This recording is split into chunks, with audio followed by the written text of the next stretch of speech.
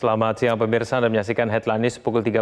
Hakim menjatuhkan vonis bersalah terhadap Shane Lucas karena melakukan penganiayaan terhadap David Ozora. Shane Lucas divonis 5 tahun penjara. Sidang berlangsung di Pengadilan Negeri Jakarta Selatan dihadiri oleh ayah David Ozora, Jonathan Latumahina. Pembacaan putusan hakim dipimpin Hakim Ketua Alimin Ribut Sujono.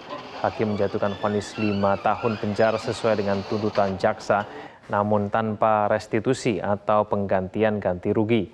Sidang selanjutnya adalah pembacaan vonis kepada terdakwa Mario Dandi. Pada sidang tuntutan sebelumnya, jaksa meminta hakim menjatuhkan vonis 12 tahun penjara.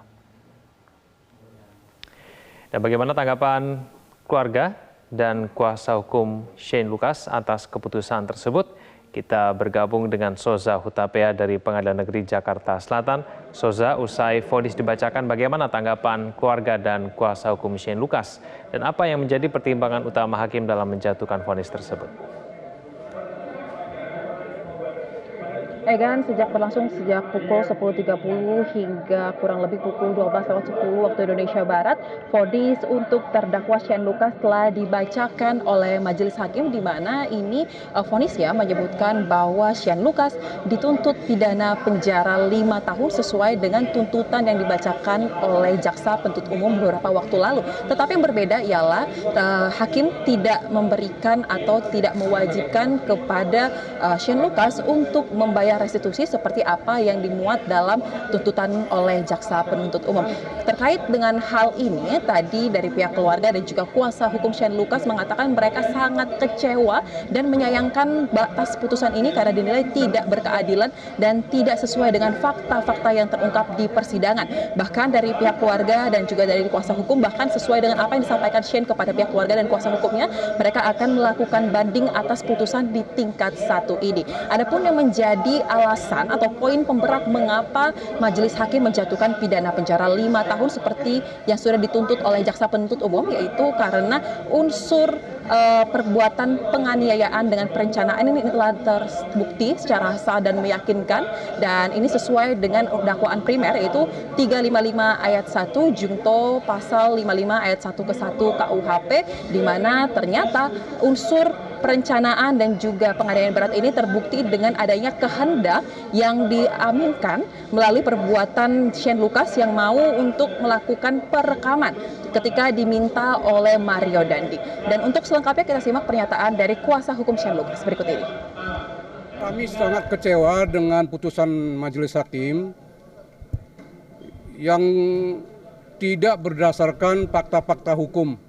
Banyak fakta-fakta hukum dalam persidangan itu yang tidak diambil alih oleh majelis hakim, hanya fakta-fakta hukum yang disampaikan oleh jaksa penuntut umum.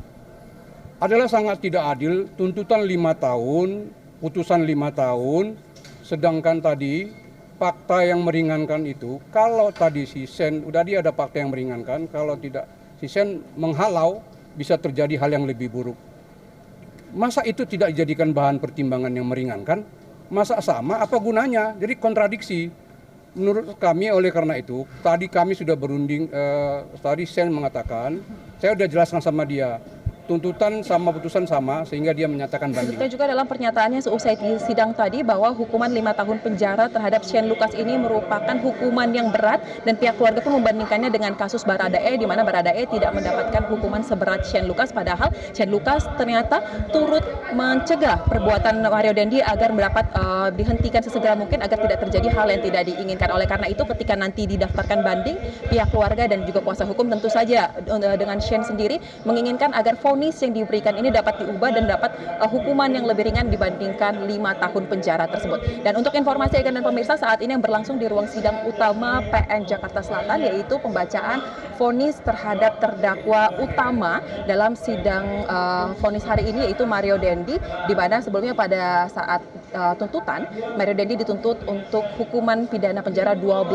tahun. Saat ini yang sedang berlangsung ialah pembacaan fakta-fakta persidangan oleh majelis hakim, dalam hal ini Tupa Nuli Marbur, dan akan dilakukan secara bergantian hingga nantinya masuk ke bagian analis yuridis hingga nantinya amar putusan dibacakan untuk Mario Dandi. Kita nantikan bagaimana jalannya sidang pada hari ini. Kembali ke Anda, Egan. Baik, terima kasih atas informasinya Soza Hutapea langsung dari Pengadilan Negeri Jakarta Selatan. Pemirsa, demikian Headline News. Headline News berikutnya akan kami hadirkan 1 jam datang. Saya Kevin Egan.